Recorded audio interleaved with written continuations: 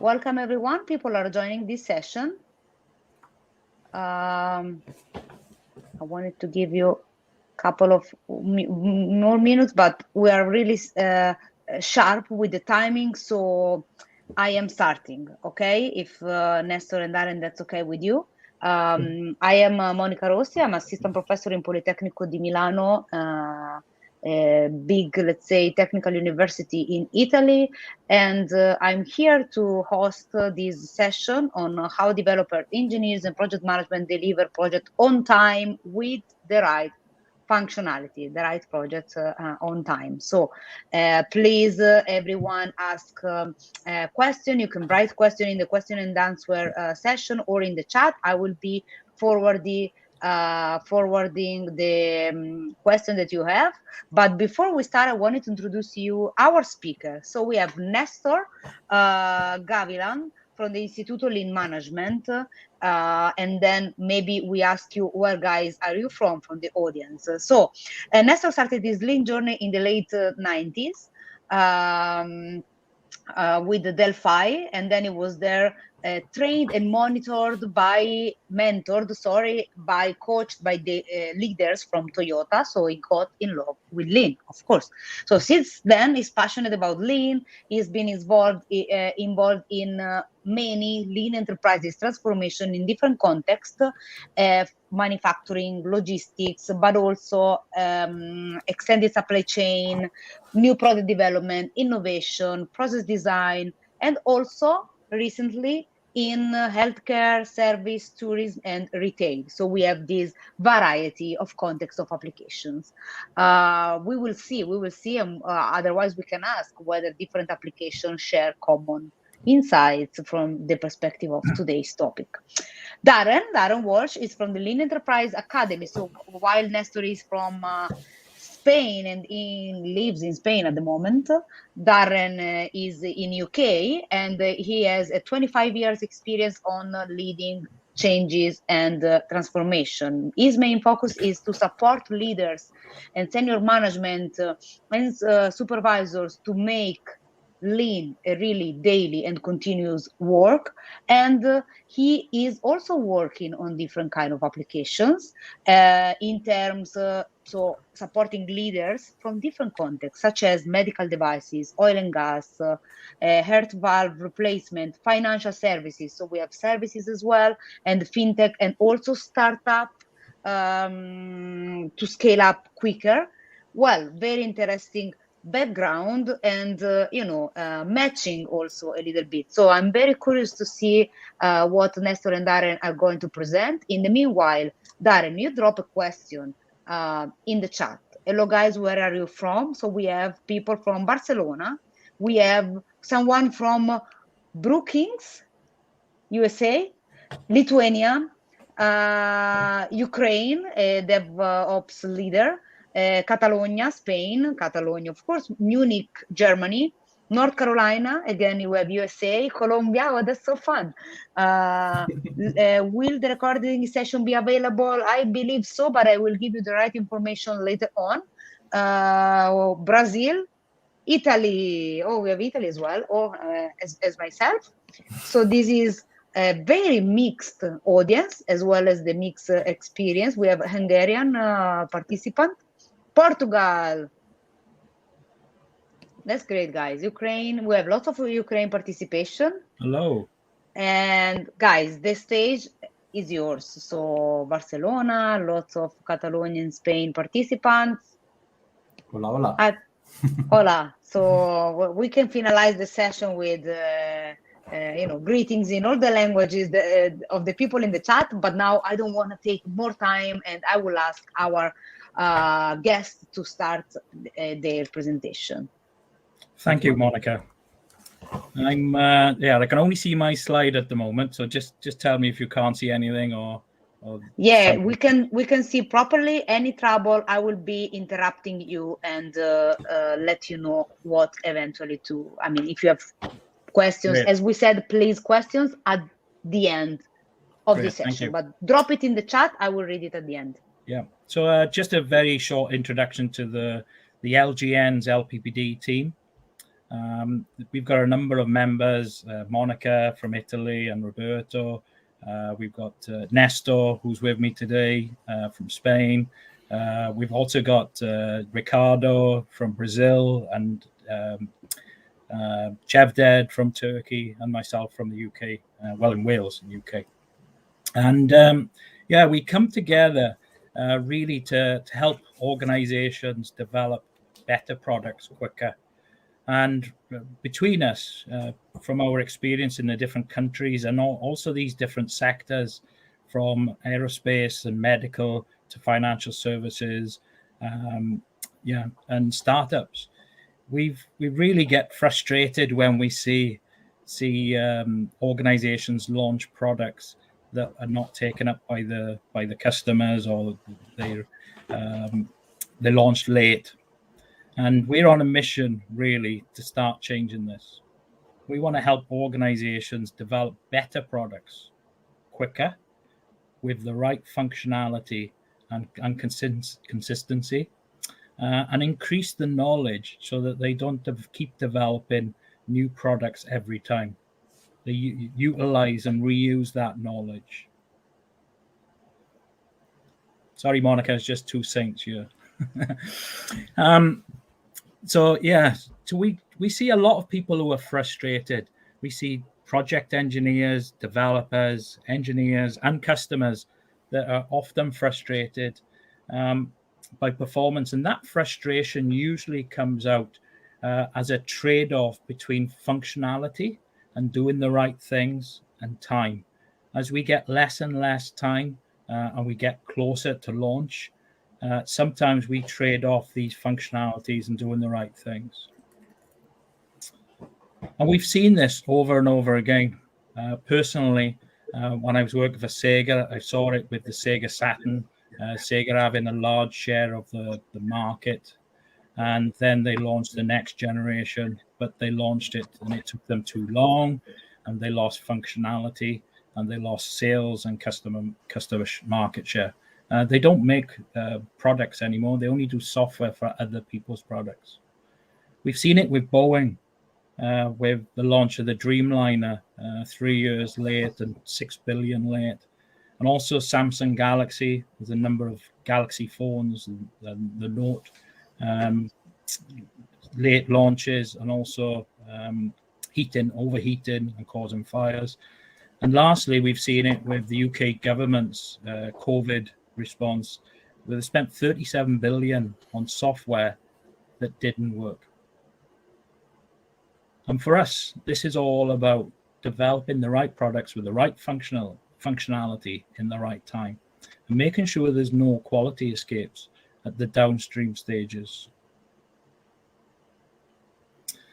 Typical problems we've seen, and you may want to just put in the chat if you've seen them. So just put A, B, or C, or D. Yeah, so often we see organizations developing the wrong products at the wrong time. They delay market product launches, or they have constant bugs which they need to rework later. The costs are too high. Projects take too long with the wrong product features, and tasks and milestones continuously slip to the right. And we expel additional energy trying to develop similar products again and again.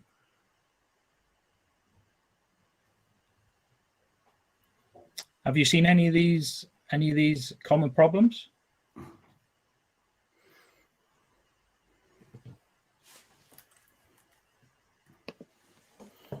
There's a couple coming through. Yes. Any particular ones? We have someone who says yes. Yeah, all of them. Okay. Yes, of course. Yes, of course. Yes, of course. Okay, excellent. Well, perhaps not excellent.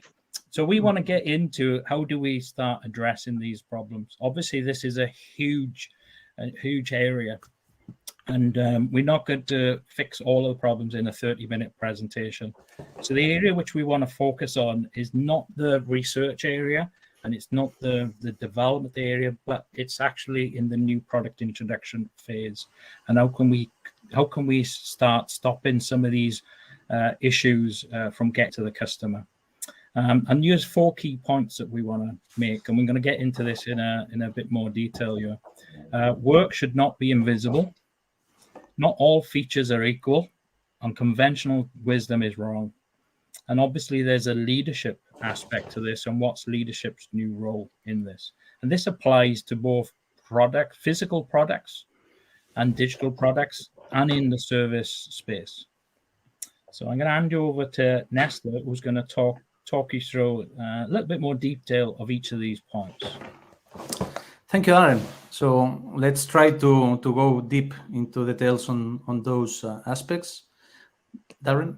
Okay. Yep. Sorry, it's just checking the sound. Okay, thank you. Can you hear me? Yeah. Yep.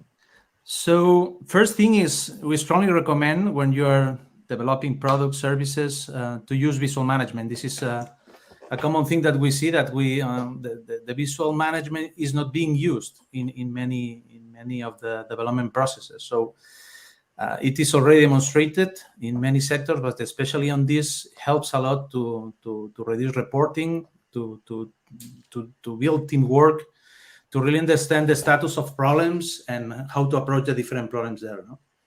So it's very common to see how computers are managing many things, but we are working in technological companies that currently are using Post-its. So here you have an example of a company of people working in a value stream mapping on how do we approach to development of products. And you see many Post-its there, as I told you, in a technological thing, where you can easily see which is the status of things, which is the status of tasks, of deliverables, of the different stages of a project. And also you can see here, for example, a visual Pareto there. You have another example here of visual Obeya. This is a physical Obeya that we have built, where you integrate the whole thing. So from market, you see here that you pull until tasks. So from market, how do you pull to customers, understanding where are the customers' requirements, deliveries, and how do we deliver the tasks. In this specific Obeya, the team is currently working. So you can see the whole status of the things, and leaders can support the barriers that the teams are having. So this is a strong example. And another example in the next picture, this is a very usual thing that we used to do in product development, services development, that is to understand which is the status of tasks, milestones, and deliverables at a short term, but also which is the backlog of tasks. If you are in front of this board, you can, let me say, easily understand which is the status of everything. And for example, this is a practice that we invite you to do, is in the left part of the slide. You see a sticky thing, saying where are the top issues that we are chronically detecting in the execution of tasks. So that way we can apply the E3 really to solve our chronicle issues, because we are suffering many times the same problems. That's why it's good to understand which are our systemic or chronicle process issues that we are having on the development. So first thing is make it visual. So it's good to have computers, but computers sometimes are hidden a lot of information in our processes. So it's good to really invite you to do this practical. This is the first point that we wanted to highlight. And Nestor as well. There's many visual boards out there, or even digital tools that basically just show a collection of KPIs. Mm-hmm. So it's often really important to get the linkages right. Exactly. So the linkages between performance, the breakdown of the issues, and on what improvement action or problem solving action is linked to what issue. Exactly. Perfect. So second point that the team that you have seen at the beginning recommends you highly, strongly to do. I remember when I read first time lean thinking, and I say first point was to understand the value of customer. And I say, okay, you have to understand the value of customer. But with the pass of the year and applying, especially in project area with development of products and services, this is really important. So we have to ensure that we are at any point of the project understanding what is a must and what is a nice to have in the project.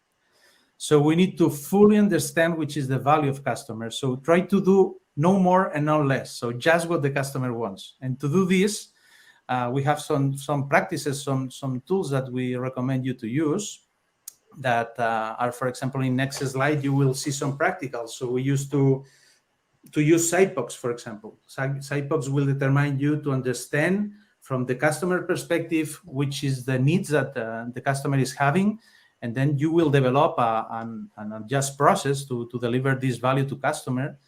But also you have exercise like you have in the Canvas model to understand how the user is using in the reality the product, and we strongly recommend to do this persona exercise just to understand.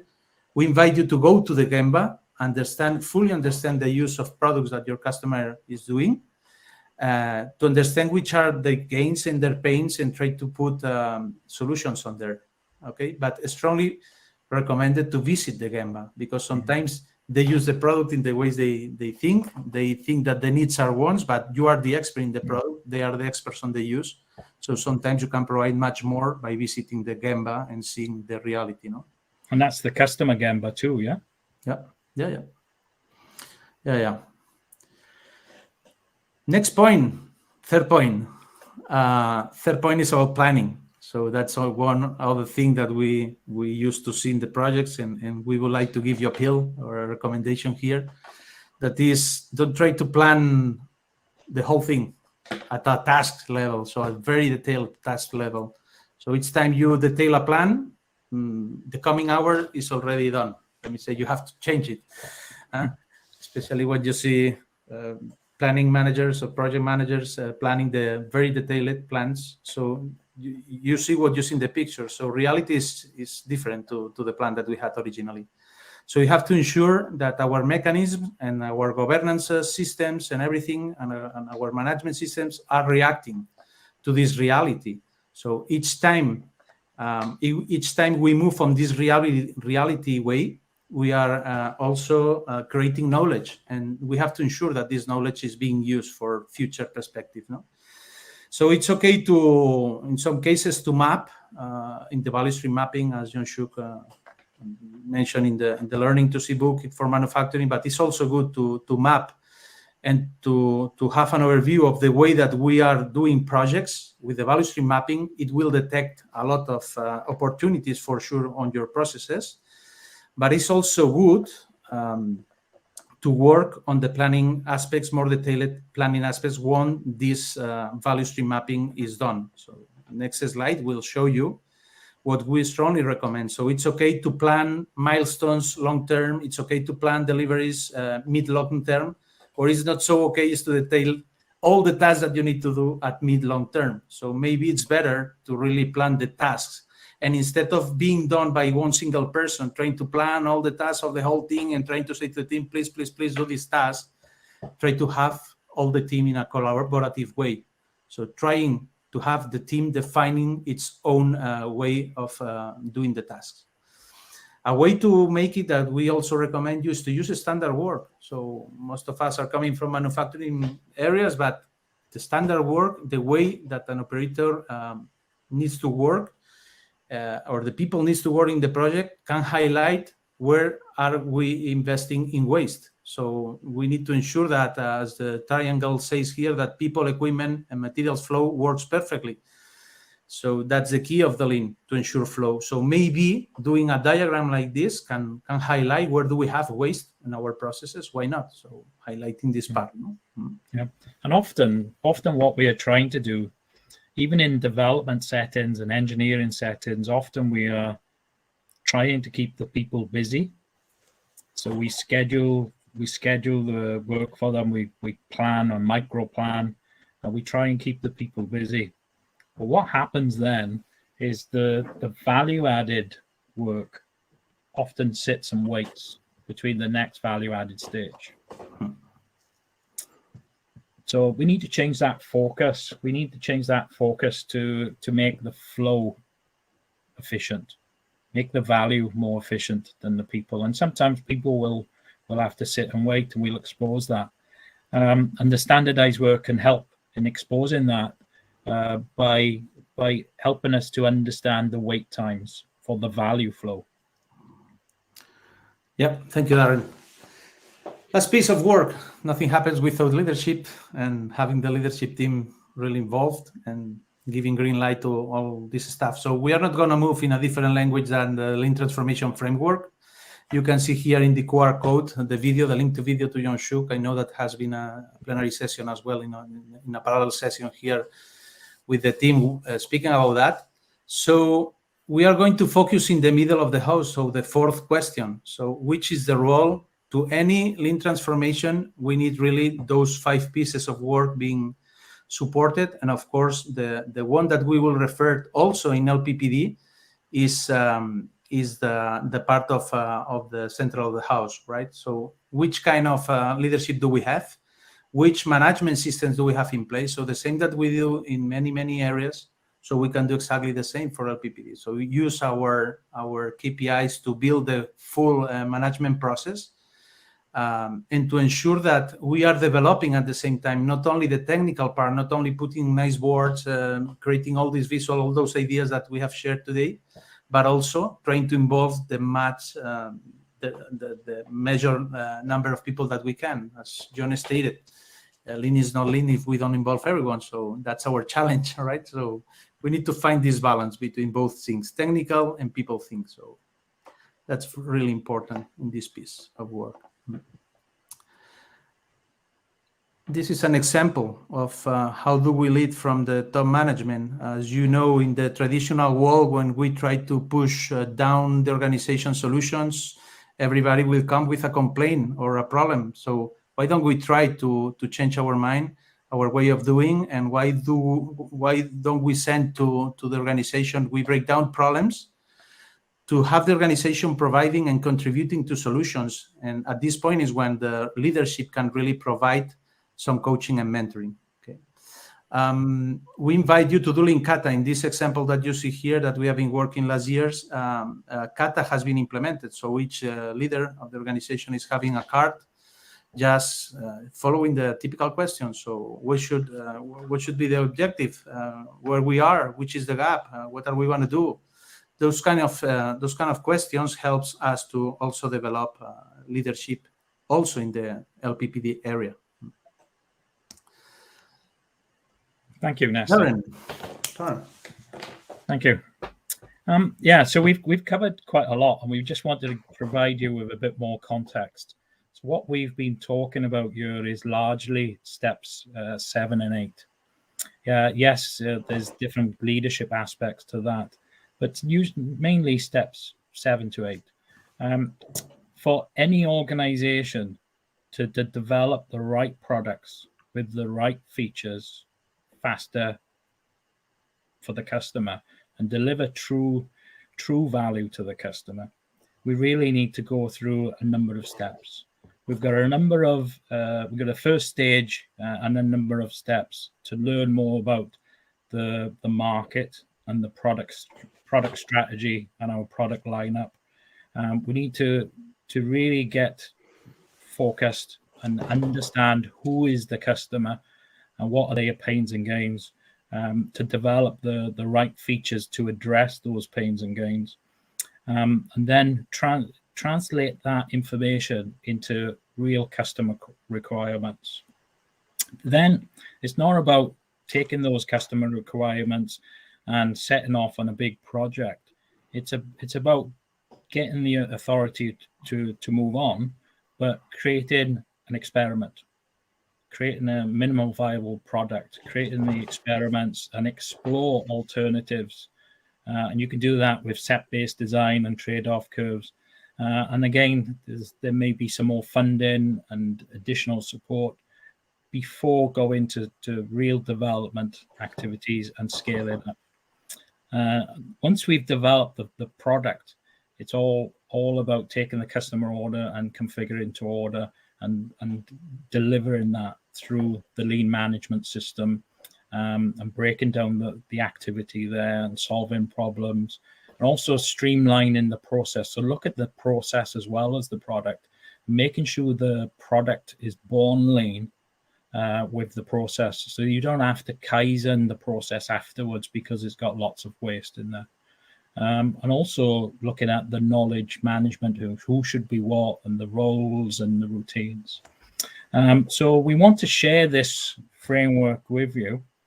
And also another free gift that we wanted to share with you is this lean product or new product development gap report. So if you go to this link, you have the QR code, you can get access to that gap report, and hopefully that will help you identify which part of the framework do you have a lot of the underlying issues. So closing, make work visible, focus on the right features first. I know it's easy to say, but we're all human. We often try and get into what we think is important rather than what is important for the customer, and focus on flow, not efficiency. Any questions? Yes, indeed. So we had questions, and I will read it for you, and I was pushing them to keep asking questions. So we have first a feedback from Unai, and he's saying, "Hi everybody, computers are the technological drawers." And then I was thinking, where it's easier to find things in the computer, in my drawer, what's more messy, what's more visual though. So I don't know, Nestor or Darren, if you want to comment on this Unai feedback that computers are technological drawers. Indeed, also we talk about, digitalizing waste. Yeah, computers are amazing, and they are brilliant, and they help us in our day-to-day lives. But often what happens is we all create knowledge, and then that knowledge sits and waits in the computer somewhere. And either we are looking for it or somebody else doesn't actually realize that it's there. I think the whole point of lean product and process development is, yes, we've got to use the right technology, but you can't beat collaboration. So making things visible for the whole team, and cutting down on the delays is just so important. Use computers for the right reasons. Yeah, I think that COVID has forced us to use it. So we have seen in some cases that we are embedded. So it has helped a lot to work. So we can work on distances. We can work, but I always say that a paper manual thing can help you to manage, to understand the process, to define the process that you want to manage, to set governances, to understand. Once you are clear on that, use the technology as much as you can to reduce waste. But please first design the process. Don't wait. Don't think that a software or something will help you in the management piece. It's a good point there as well. Use paper or a visual board, because often many times we don't really understand how the work works or how the process works. Exactly. And another question. I think the key point is the team. How can we manage and empower mainly the soft skill of the team members? How much time we have, guys? Good question. No, it's true. In the cases that we are doing research, obviously is necessary do. So on all those practices, really be with the team and try to see which kind of problems those systems are removing from their daily headaches. Let me say a little bit like this, no? So if the tools provide help to the team, especially in this area of LPPD, I think that people start to change or to do the click that we need to embrace the methodology, no? But for sure, I think that you need to start from experience and learn from there. So that's yeah. Also, the leader of the team. I think the role of the leader is to look at, well, what's stopping my team being productive? What are the things which are taking them down the rabbit holes? What are the things that are delaying them? And try and expose those issues, and then help to develop the team. Help remove those issues, but also help develop the team to recognize them. and demonstrate that doing an start done meeting can stop a lot of emails. So demonstrate that. Yeah. So again, we just want to reiterate that this framework, if anybody would like a copy, or if you would like to take the 3 free gap assessment, then please just use the link or get in touch. Drop me or Nesta an email.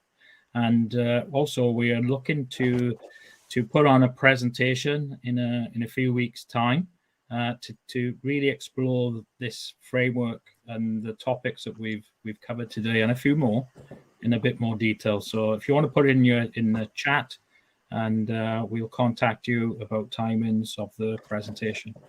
And okay, so we have also the link in the chat. We have a question. How do you make the team feel secure with these changes?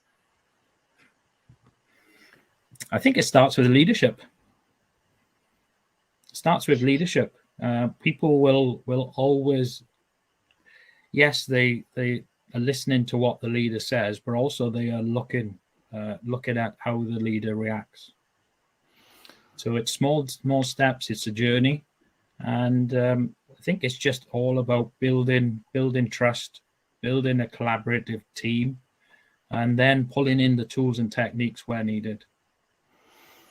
So Darren mentioned before, I think the connection with KPIs is key as well. Let me say, ensuring that how the task and the changes that we are doing are impacting KPIs, but also how it's impacted in my daily work as well, as I mentioned before. So if it simplifies my overhead, things that I need to do, my task list, my number of emails that I have to see every day, then we are succeeding. And this is the key, I think. Yeah. Another question that might require like an hour to answer or a live to answer, but I will drop it. So try to catch the main point, but also maybe other session also later or tomorrow will link with this. Information is the new oil. How can I manage and create a shared knowledge system? Oh, wow, that's a great question. Information, yeah, I think for information, we need to think about reusing information, recycling information, and less of the reworking information. So how can we do that? We can create standards libraries, one-point lessons. We can use digital techniques to also help us share that information. So it's a great question. Nesta, I don't know whether you want to. Yeah, there are systems as well to manage this knowledge, but also all those concepts of how do we use the set-based concurrent engineering, how do we ensure that we learn from success, but also from fails. So we need to use all this knowledge in a reusable way, no?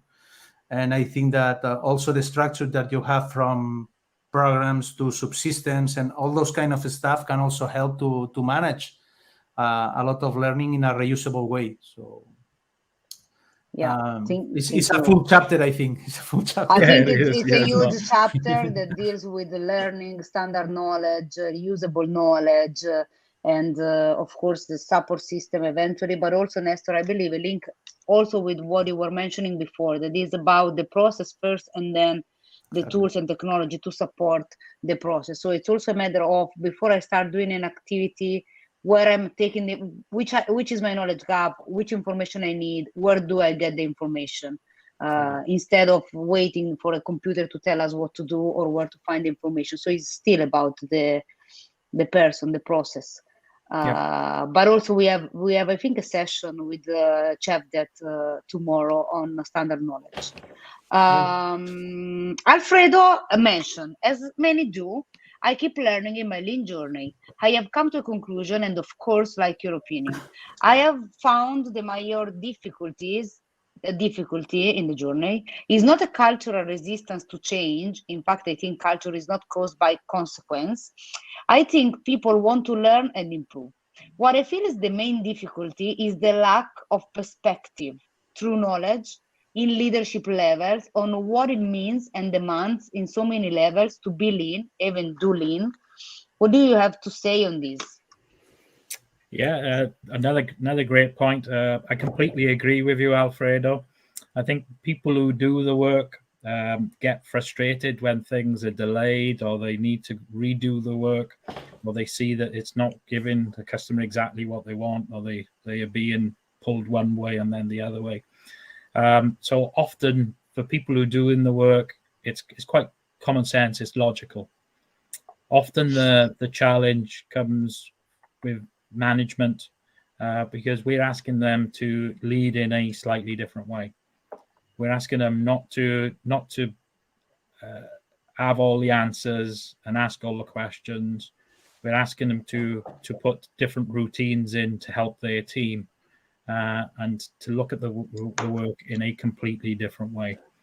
Part of the problem, I believe, is that it's all about the thinking. It's not about the tools. It's about the thinking behind the tools. So you could adopt visual management, you could adopt standardized work, you can adopt strategy or Hoshin Kanri. If you haven't got the right thinking, you will end up doing it in a traditional management mindset and just tasking. So we need to help managers and leaders learn about this thinking behind the tool. And secondly, we need to help them create habits, create new habits so that they can start practicing. And through that practice, will they then start embedding that knowledge. Thank you. We have a feedback, great presentation, and we have an exchange of email to keep in contact.